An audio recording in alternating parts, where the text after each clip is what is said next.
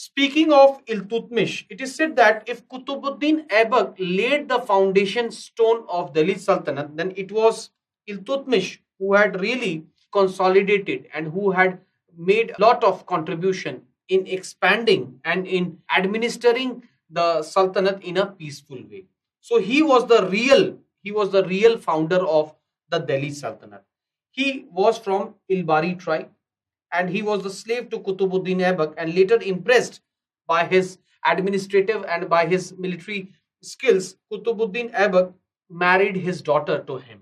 Because he had killed Aram Shah and because he was also one of the slaves, hence the nobles of that time they did not accept him as the new sultan. During the initial times of the sultanate, the lineage or the background or the racial background was a very prominent factor for becoming a sultan, because the nobles they were from all type of background, so they accepted only who had a very high pedigree or who had descended from a ruling house. So the immediate challenge that Iltutmish faced was from within the court, that other nobles refused to acknowledge him as the new sultan.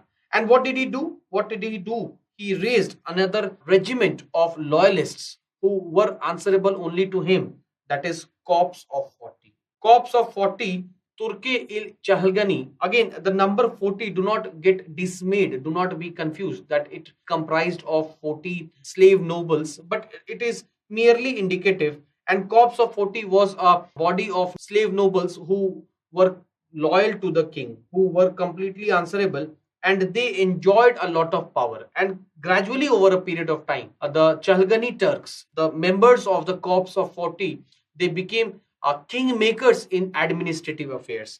And one of the prominent member of the Corps of 40 was Balban, who was to later rule as the Delhi Sultan. The Rajputs, who were subdued by Kutubuddin Aibak, again raised their head. The Rajputs of Ranthambore, Malwa, Kalinjar, and Gwalior. So they also protested, and we hear that one by one they were defeated.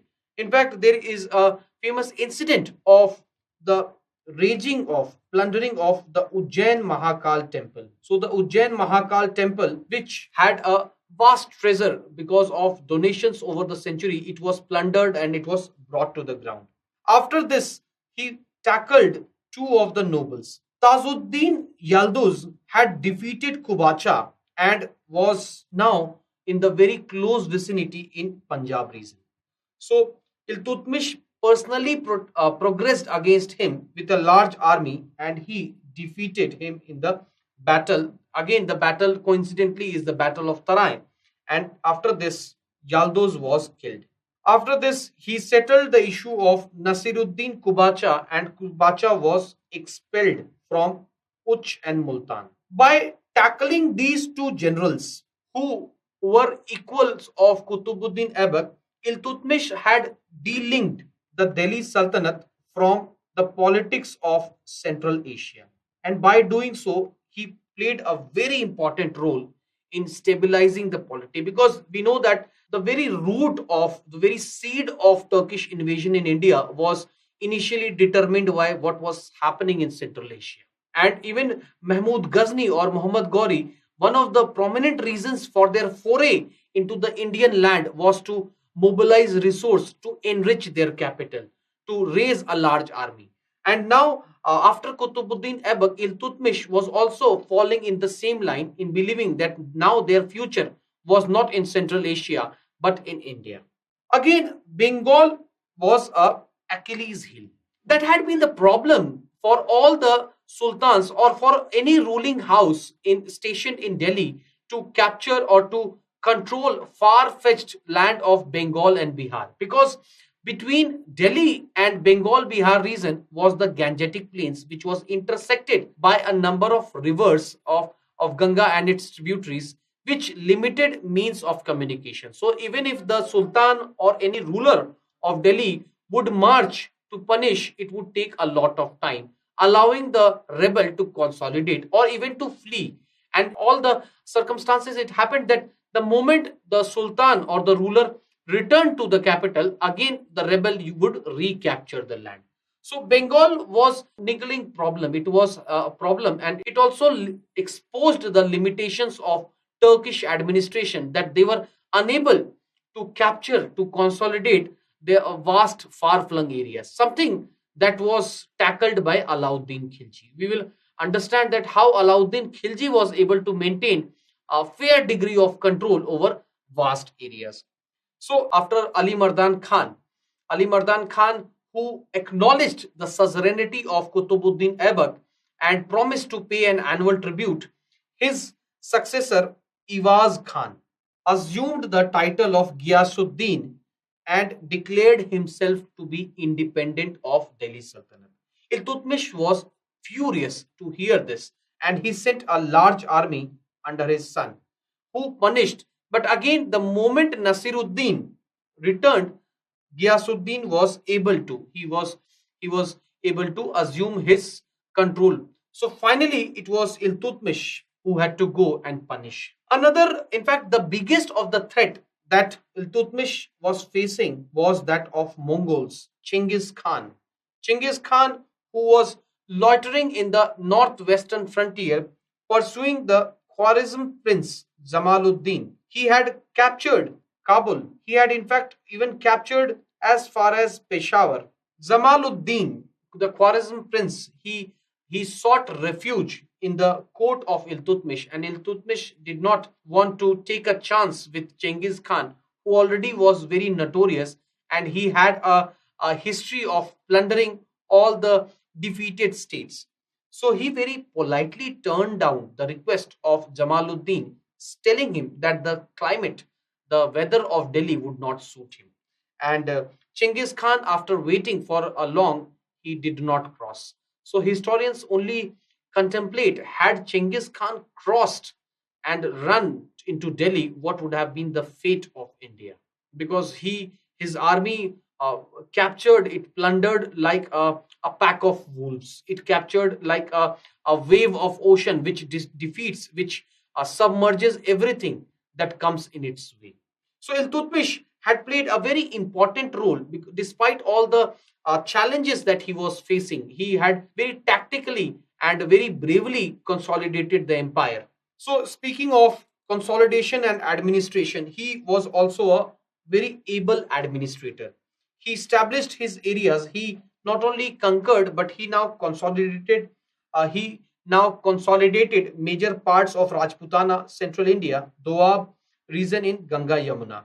And in fact, why he was helped? Because now he received a letter of recognition from the Abbasid Caliph. And because of this, now there was no imminent threat to his position, to his legitimacy. So, because of this letter of recognition from the Abbasids, because he was very good at diplomacy also. So, he used to maintain very cordial relations with the Islamic world, because of which his legitimacy was secured.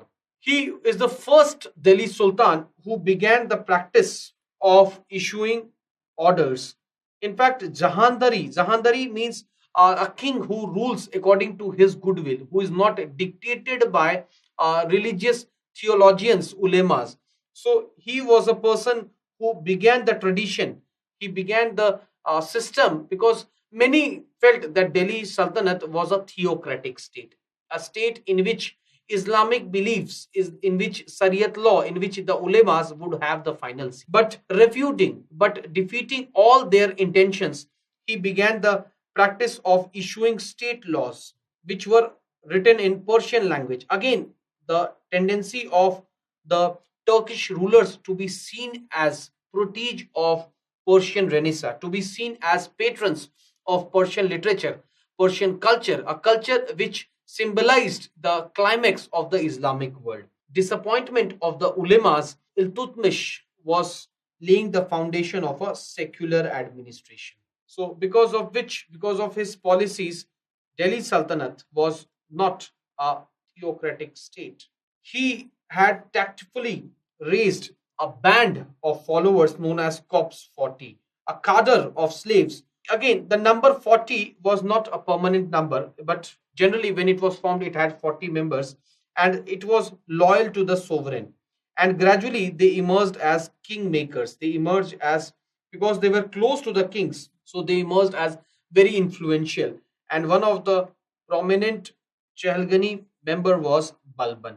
He also transferred the capital, so he was laying the foundation of a Delhi based empire. So the name Delhi Sultanate is because he transferred the capital from Lahore to Delhi. He started giving iktas. Iktas, again, it began as a form of reward, as a form of share of war capture, but later ikta system was also a form of payment. Ikta system was, iktas were granted by Iltutmish to military generals. It was known as Shamsi Jagirs, and they in return had to provide military service. Ikta system over a period of time was also a basis of revenue collection. So because the iktadars, the muktis, the walis, they were to deposit besides their paycheck, whatever was for their personal salary or for the maintenance of the troop, the balance was to be deposited in the state exchequer, and this was known as fawazil.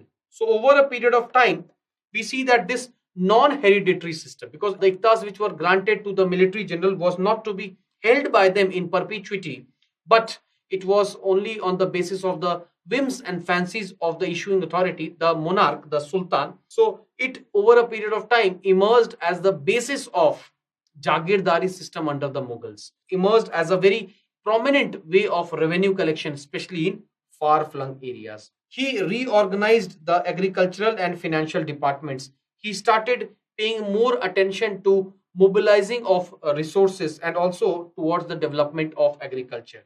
He was the first person who started issuing Arabic coins. Arabic coins means coins in which inscriptions is in Arabic language, in Persian language. He issued regular, large shaped silver taka and copper jital. Iltutmish, besides his administrative, military, and strategic skills, he is also notable for his diplomacy. He maintained very cordial relation with the Islamic world, because of which he was rewarded with a letter of Mansur by the Abbasid Khalif. And his diplomatic wit can also be seen from the fact that he was able to please Genghis Khan by refusing shelter to Khwarezm prince. Like his father-in-law, Qutbuddin Aibak, Iltutmish was also a patron of art and culture. He completed the experiment which was started by Qutbuddin Aibak, that is Qutub Minar. He patronized a number of scholars, Minhaj Siraj, Tazuddin, Nizamul Mulk, Muhammad Junaidi, Malik Qutubuddin Hassan, and Fakrul Mulk Izami. So we'll see more about Iltutmish, about Minhaj Siraj in our art and culture segment, about how Minhaj Siraj's account is a very important source of historical information about the politics of North India in the initial phases. Iltutmish had destined his elder son Nasiruddin to succeed him. But unfortunately, Nasiruddin died, and now his next bet was on his daughter, something which was unthinkable in the Islamic world, because he had more confidence on Razia al Din or Razia Sultana than any of his stepsons. Because it was a normal practice for him to leave the administrative affairs in Razia's hand whenever he was away from Delhi. And because of this and a number of circumstances, the next person to sit on the Delhi Sultanate throne was a woman, something which was the only affair in the entire history of medieval India in the Islamic kingdoms. Speaking of Razia al-Din or Razia Sultana and her rise to power, there were a number of factors. First of all, she was born in a privileged family. She was the favorite of Qutbuddin Aibak, her maternal grandfather, and her father Iltutmish. And because she was raised in Delhi, she understood nicely the intricacies of politics in the court. Unlike many of her stepbrothers, though were male, but because they were born of slave girls and they were residing in far-flung areas, they were not aware of what was happening. Razia Sultana was also very skilled, very accomplished by her personality, because of which she was allowed to administer in phases when Iltutmish was not present in the capital. And she was also lucky. Lucky because Nasiruddin, who was destined to succeed, died. And instead of Nasiruddin, the younger son, Ruknuddin, who was a more acceptable option to the nobles, he was not capable. He was more interested in personal pursuit of pleasures, because of which now Razia Sultana was destined to rule. She was the first and the only lady sultan of Delhi. And because she was a lady, which was very unthinkable in a conservative society, in a conservative polity, she faced opposition from everywhere. Apart from few nobles, apart from few military generals who were not Turkish by their background, so she had a very difficult time exceeding the throne. Muhammad Junaidi, a prominent noble of Iltutmish, was at the forefront of this opposition. And what did she do? What did she do to tide over these opposition? She played the very good tactics of divide and rule. She was able to divide the various court factions and rule over. She was also frowned upon because of the way, because of the demeanor in which she was carrying out the administration. She gave up parda and she appeared in the court in a male dress, because of which the ulemas protested. So there was a lot of disapproval in the court regarding her appearance. She was also very brave and very skilled in military warfare, and she herself led a number of military campaigns. So whenever the Rajputs, whenever the rebel governors, they rose in protest, she was at the forefront of the army. She was also very liberal in her religious policy, much like her father Iltutmish. A lot has been said about her purported romance with an Abyssinian, with a slave, Yakut. Not much is known, but one thing is sure, that despite his humble origin, he was appointed as the master of royal horses, because of which the court nobles they protested. And in a matter of time, Altunia, one of the governors, who was aware that any rebellion in Delhi is not possible, so he rebelled in a far flung area. And when Razia Sultana went to subdue him, she was captured, but she was able to win him and then marry him. But unfortunately, when they were returning to Delhi to reclaim the throne she was murdered. And within a short span of time, Delhi lost one of the most capable rulers for whom the only limitation was that she was a woman. Speaking, eulogizing, commending the personality, the administration of Razia Sultana, Minhaj Siraj says that she was a great monarch, wise, just, generous, a benefactor to her realm, a dispenser of equality, a protector of her people, and a leader of her armies, but who was not to be. Why? Because she was a woman.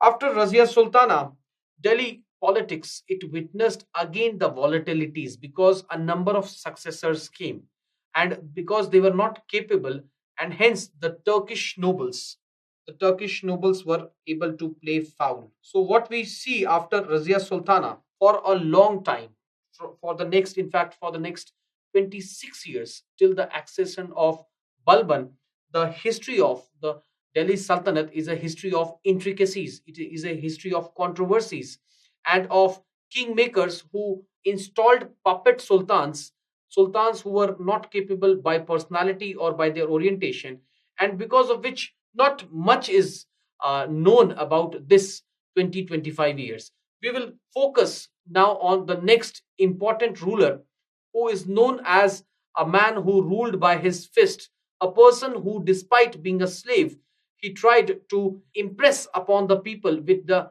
grandeur of the court, and he introduced a number of reforms also, because of which Delhi was secured for a long time from the Mongol menace. He was Ghiyasuddin Balban, somebody who was known as Ulugh Khan.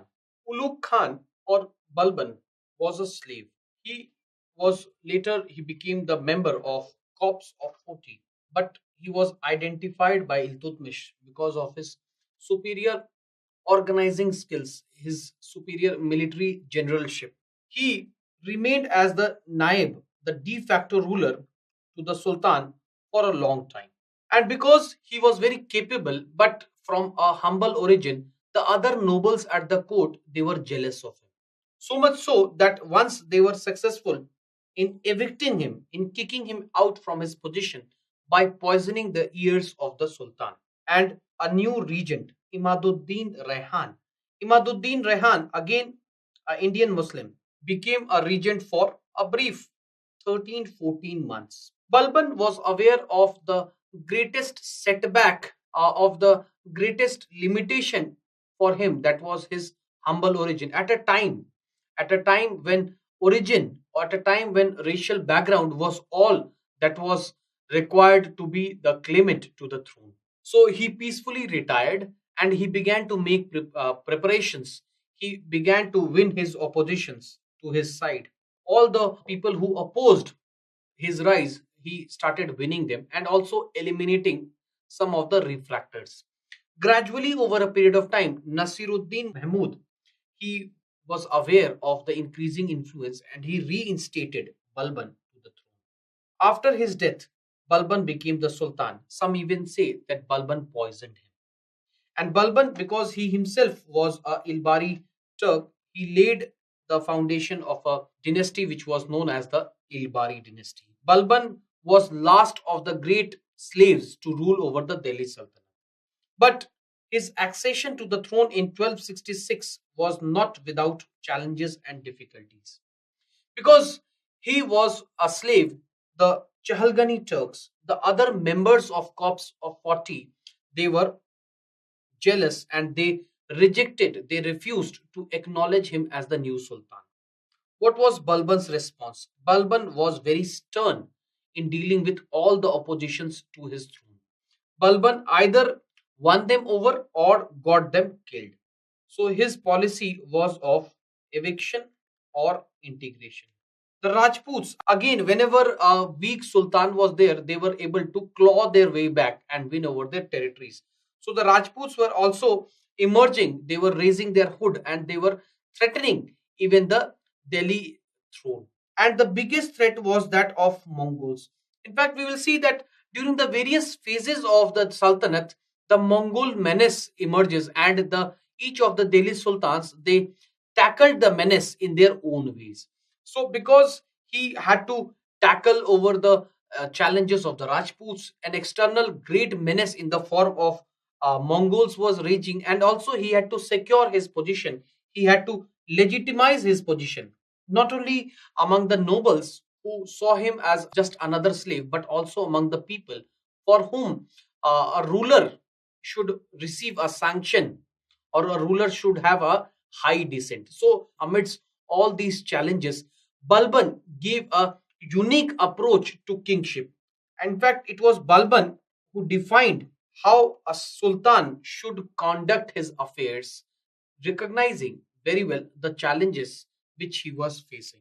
So, because Balban's position was contested by the nobles, it was challenged militarily by the Rajputs and by the Mongols, and people were also not ready, willing to accept a person from a very general descent.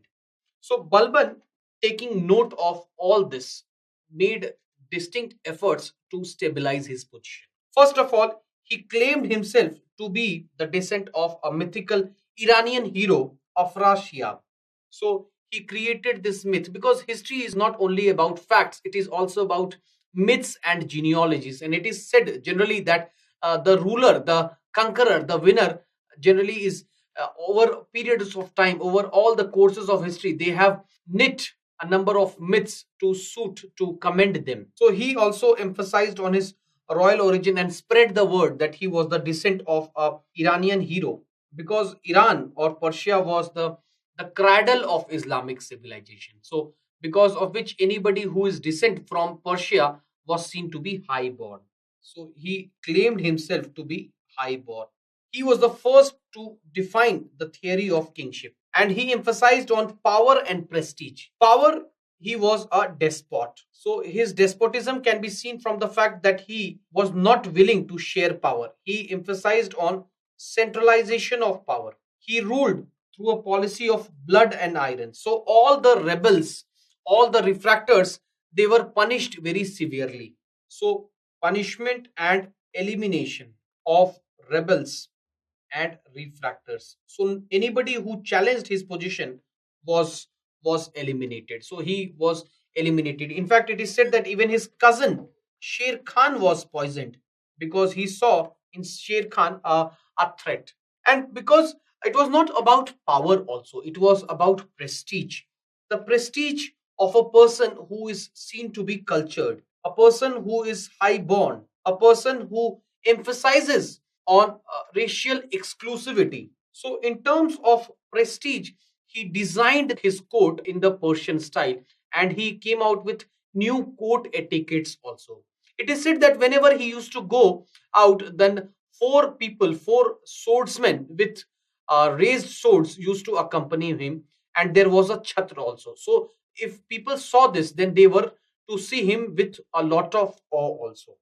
But it was also about having the sanction of God, because in an Islamic world, only a caliph or an appointee of caliph can rule. So he proclaimed the idea of divine kingship, the divine origin of kingship, and he declared himself to be Jille Ilahi, that is a shadow of God on earth.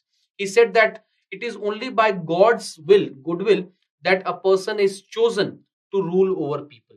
He also declared himself to be vice regent of God, as a appointee of God who has come to earth with a destined mandate. His court etiquettes and manners were also to emphasize upon his high born. In fact, so much so that he was very partial towards the high born Turks. Only the high born Turks, they were appointed to high position.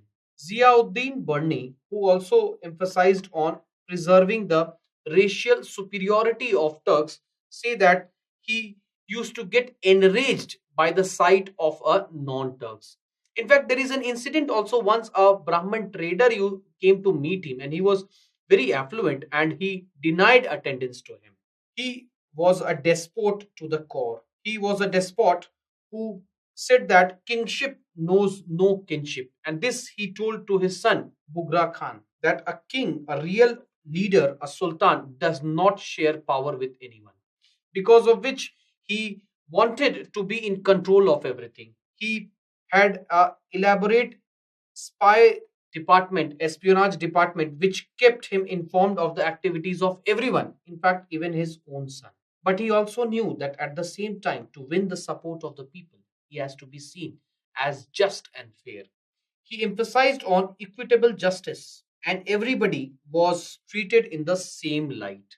So, because of all these initiatives, because of all these outlooks, he was over a period of time, despite all the initial challenges, emerged as a very powerful ruler. Now, let us see what were the contributions, the initiatives taken by him towards consolidation, towards expansion, and then consolidation of the Sultanate. So now he started by securing the Delhi and the surrounding region. In those days, Mevatis or Mayos, the robbers, they infested the area, the roads around Delhi, especially the Doab region, and it was very difficult for the traders, even in broad daylight, to move from one place to another without getting robbed. And because of this, trade and commerce was suffering. Taking note of this, he came out with very heavy hand and he persecuted. It is said in the account of Barni that the rivers of the Doab region was, it was overflowing with the bloods of the Mevatis and the Doab robbers. Later, he also suppressed, he liquidated the corpse of 40 and every other Turkish chief who tried to raise a flag of rebellion against him was eliminated. Again in Bengal, the governor Tugril Beg raised the revolt of independence, and after some time, Balban personally went and he not only defeated and killed Beg, but the capital Lucknowti was plundered. But now his greatest threat was looming large in terms of Mongol threat.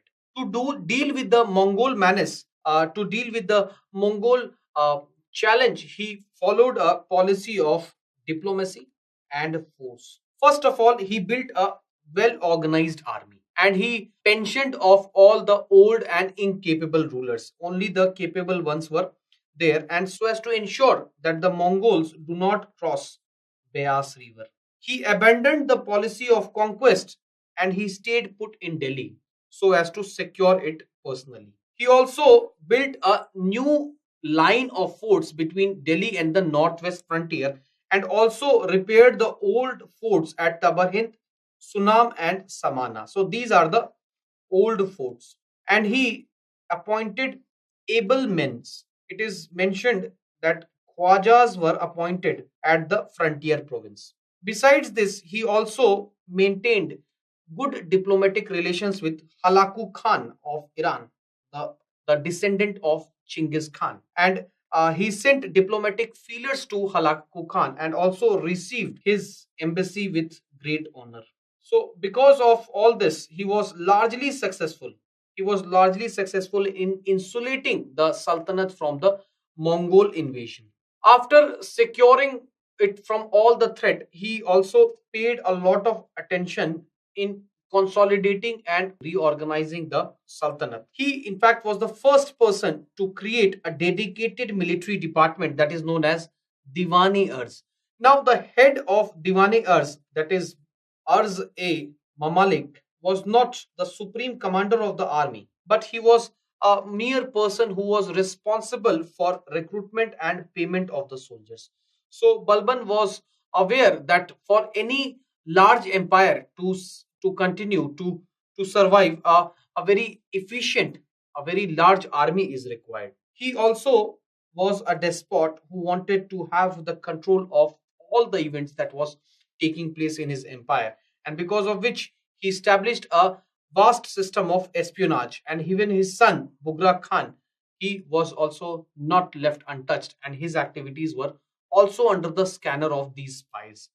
He maintained a dignified code which was styled according to the Persian culture to inspire awe and influence of a strong monarch. And he made some very strict rules in his code. Nobody could uh, consume wine, nobody could laugh, dance. Even he gave up drinking of wine after he became the Sultan. So he was a person who was giving the example, he was giving the notion of a no nonsense person, of a person who was very able, who was very efficient and judicious in the use of resources. His fair and strict justice system was very popular. It is said that once the Badau Jagirdar, he had misbehaved with a slave, so he had to punish. He was unwilling to compensate, and the matter was brought before Balban, who gave strict instruction to him to pay the amount, or he would be persecuted. Same was the case of another prominent Jagirdar of Awadh, that is Hebat Khan. So even the large functionaries, officials, the family members were not spared, because of which gradually over a period of time, people respected him. He was also receiving complaints that the Shamsi Jagirdars, those people who were granted Ikta's lands for providing military service, they were enjoying the fruits of the lands without actually contributing in military sphere. So he ordered revoking all their privileges and resuming these Shamsi Jagir lands in crown land. Speaking of his zeal to reform the Ikta system, Bernie says that he wanted to overhaul the Ikta system, but he was not successful. So his attempt to overhaul the Ikta system was not successful because of the strict rejection of by the dissidents by a number of Turkish chiefs in his court, and he did not want to lock horns with them because he also was dependent upon their mandate to rule, and he was seen as a ruler who was preserving the racial superiority of these Turks. He strengthened the Ikta system, that is something that he was able to do, and he emphasized on collection of fawazil. Fawazil is the extra amount after payment of salary and that of troops.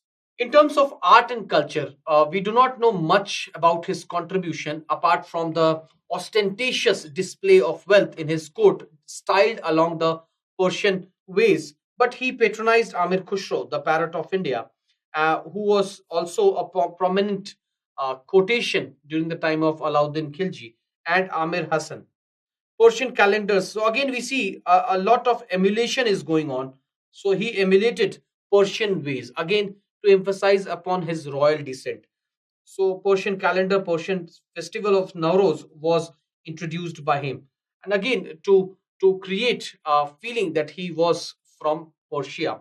Unfortunately, his son, whom he had groomed, Prince Muhammad, to be his successor, died in the battle against Mongols.